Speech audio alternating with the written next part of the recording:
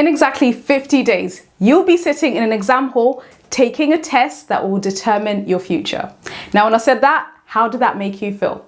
Maybe you feel a nervous sense of excitement. Perhaps that's because for the last few months and even the last few weeks, you've been putting in that practice. You've been investing those hours, practicing and getting ready and gearing up for those exams. So actually sitting your exams in 50 days time in May will actually feel like a relief. You're going to get your life back. You're going to get these exams behind you. And whether you decide to move on to do A-levels, apprenticeship or whatever, you're going to be having this behind you, knowing you've done the best you can and gotten the grades you deserve. And you're ready to now focus on what you want to do. But of course, if hearing that you're going to be sitting your exams in 50 days fills you with a massive sense of anxiety, maybe you feel sheer terror, what that probably means is you've either been procrastinating, not been putting in the work, or altogether avoiding revision, because revision in your mind is this great massive thing. Now, of course, what I want to do and show you is actually revision is way simpler than what you thought, okay? This is both for those of you who are putting in a lot of work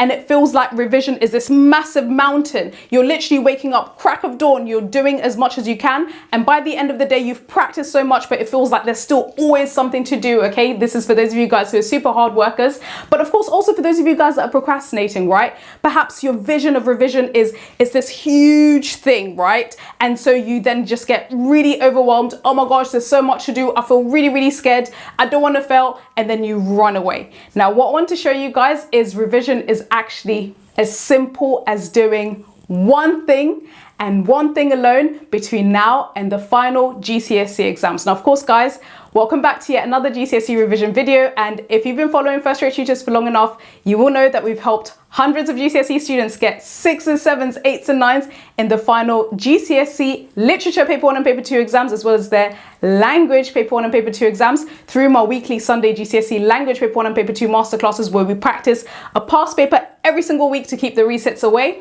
And of course, in my upcoming one-off Easter Literature Paper 1 and Paper 2 masterclasses, we are going to be practicing past paper questions and going over exactly how to get top marks in the upcoming May 2025 GCSE Literature Paper 1 and Paper 2 exams. So of course, if you want to know how to do really well and to have a grade 9 model answer that you can use to revise in addition to a recording of that lesson, make sure you sign up to that Easter Literature Week from the 7th to the 13th of April. Now, when it comes to what you should be doing between now and the remainder of the 50 days that you've got to your Literature Paper 1 and Paper 2 exams, as well as your Language Paper 1 and Paper 2 exams, I want to firstly go over exactly what mistakes students make when they think about revision. As I said, guys, there's always two types of students, right? There's the super hard worker who actually feels quite excited about the upcoming exams because they literally have not had a life, right? They're looking forward to finishing, getting these things over and done with,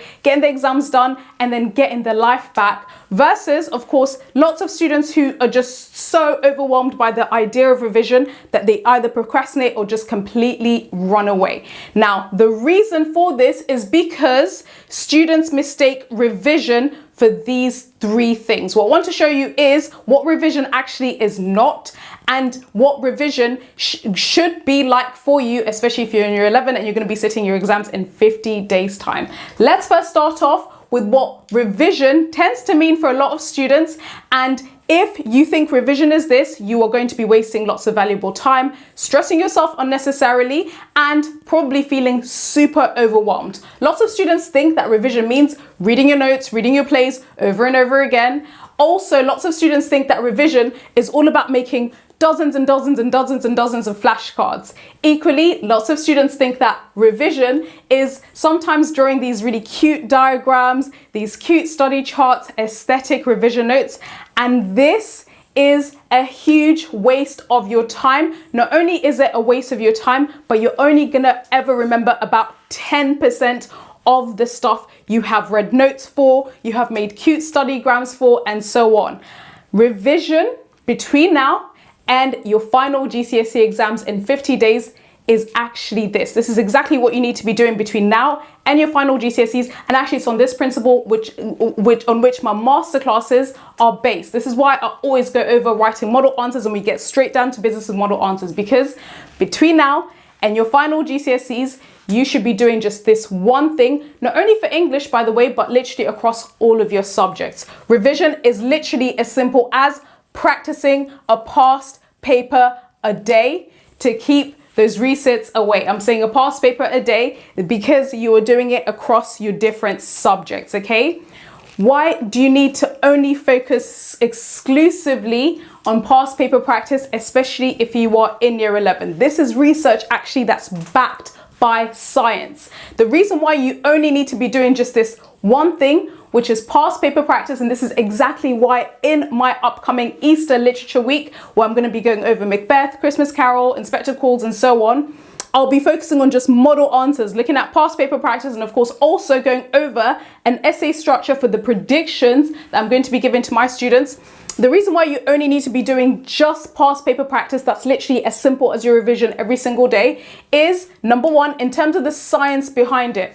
When you practice application, when you actually practice writing essays, when you practice past papers, what that actually means is whether or not your answer is that great or it needs some more work, what that still means is, in terms of the science behind it, you go from passive learning to active learning, and actually you are able to retain and remember up to 75% of the information that you have written, and you refresh yourself over through doing the past paper. This actually is backed by this guy called Edgar Dale. Back in the 1940s, he literally did like some massive research looking into learning strategies, and he actually tested whether doing all of this stuff, reading notes, flashcards, cutesy studygrams and so on, made a massive difference. And he found that people that did that actually remembered just 10% of what they had written. What that means is he classified this as a form of passive learning. So not only does doing all of this stuff, reading notes, flashcards and stuff like that,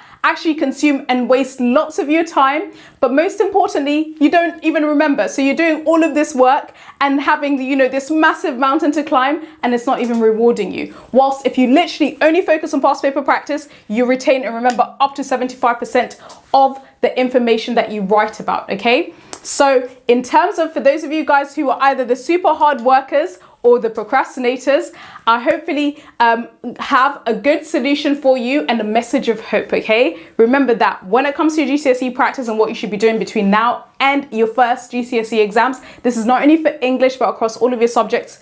Remember, it's as simple as a past paper a day to keep the resits away, okay? And of course, don't forget, you don't actually have to figure this out by yourself. If you need just a bit of a kickstart, you need some kind of inspo, you maybe need something to see what you can model your responses on, just join it in my one-off Easter GCSE Literature Week, where I'm going to be going over how to write model answers for Macbeth, Christmas Carol, Inspector Calls, Unseen Poetry, and so on, so that you can go into those final GCSE exams for Literature Paper 1 and Paper 2 feeling confident and ready to get it over and done with.